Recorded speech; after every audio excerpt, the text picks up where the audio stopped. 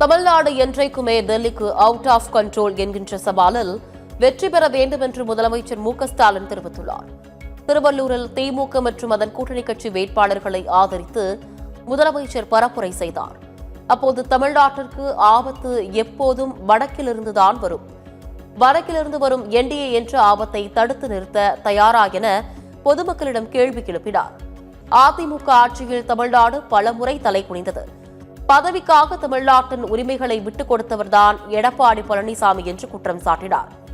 அதிமுக ஆட்சியில் தமிழ்நாடு 0.07% வளர்ச்சியை மட்டுமே பெற்றிருந்தது. ஆனால் திமுக ஆட்சியில் 11.19% வளர்ச்சி பெற்றுள்ளதாக குறிப்பிட்டுள்ளார். தமிழ்நாட்டோட கிராம தெய்வங்கள் வடக்கு நோக்கித்தான் உட்கார்ந்திருக்கும். ஏன்னா தமிழ்நாட்டுக்கு ஆபத்து எப்பவுமே வடக்கில் இருந்துதான் வரும். அப்படி எதிர்வரக்கூடிய என்டிஏ என்ற ஆபத்தை தடுத்து நிறுத்தக்கூடிய தேர்தல் தான் இந்த தேர்தல். தமிழ்நாட்டை காக்க நீங்கள் எல்லாம் தயாரா? ஒன்றிய பாஜக அரசை நோக்கி எத்தனை ஏவல் அமைப்புகளை வேண்டுமானாலும் துணைக்கு அழைச்சிட்டு வாங்க. தமிழ்நாடு என்றைக்குமே டெல்லிக்கு அவுட் ஆஃப் கண்ட்ரோல் தான் சவால் விட்டேன். அந்த சவாலில் தமிழ்நாடு வெற்றி பெறணும். அதுக்கு நாம தான் ஜெயிக்கணும்.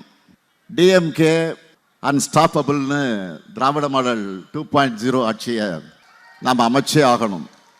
இதைத் தொடர்ந்து ராணிப்பேட்டையில் நடைபெற்ற பிரச்சாரத்தில் பேசிய அவர் தொகுதி மறுவரையறையில் மிகப்பெரிய ஆபத்து ஒளிந்துள்ளதாக தெரிவித்தார். நாடாளுமன்றத்தில் தமிழ்நாட்டின் குரல் வளையை நசுக்க பார்ப்பதாக குற்றம் சாட்டிய அவர் 5 மாநில சட்டமன்ற தேர்தல்களுக்கு இடையே நாடாளுமன்ற சிறப்பு கூட்டத்தை எப்படி கூட்ட முடியும் என்று கேள்வி எழுப்பினார்.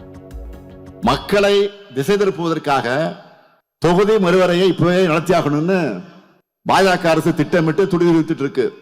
இந்திய அரசியலையே மாற்றி அமைக்க போகிற மிகப்பெரிய அரசியலமைப்பு சட்ட திருத்தம் இது. இது எப்படி பண்ண போறாங்க, என்ன திருத்தம் பண்ண போறாங்க? இப்படி நம்முடைய கேள்விகளுக்கு எந்த கேள்விகளுக்கும் விளக்கம் அளிக்க மறுக்கிறாங்க.